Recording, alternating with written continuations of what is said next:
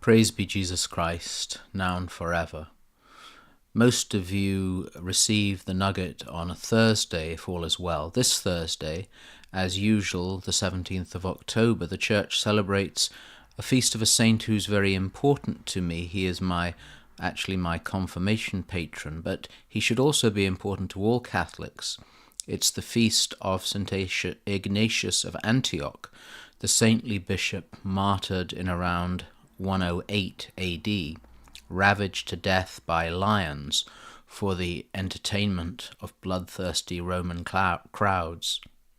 Ignatius from the See of Antioch, where St. Peter had been the first bishop, was a disciple of St. John, the beloved apostle, and therefore received an eyewitness account of the life of Christ. The reason I say that he should be important for all Catholics is because of that fact, and the letters we have written by him that show the Catholicity of the Church right at the beginning, with the threefold orders of bishop, priest, and deacon, the Eucharist, and so much more that is claimed, falsely and ignorantly, to be an invention of later centuries.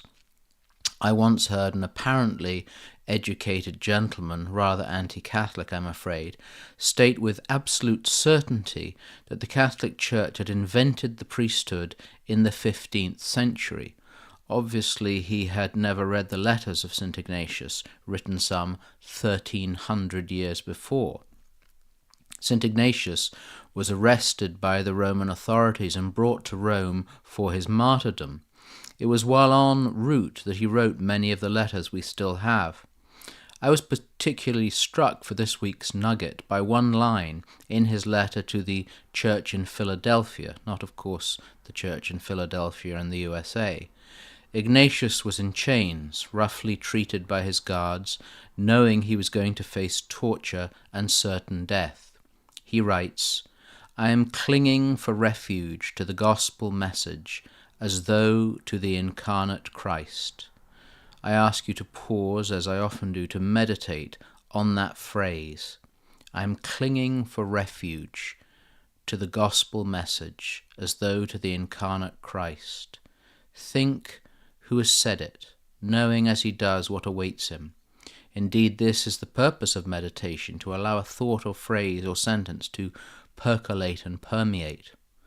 The gospel message, the truth that sets us free, the good news of the life, death, and resurrection of Jesus, his words of encouragement, his words of challenge, his parables and his tales of the love of God the Father for us all. This is what Ignatius is clinging to. This is his refuge, his place of safety, his hope.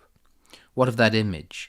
Clinging to that message as though to the incarnate Christ, figuratively with his arms around Jesus, for safety, for security, his refuge from all the evils inflicted on him, the pain, the insults, the loneliness, and the agony. In that one sentence, you are listening to the words of a man of immense faith.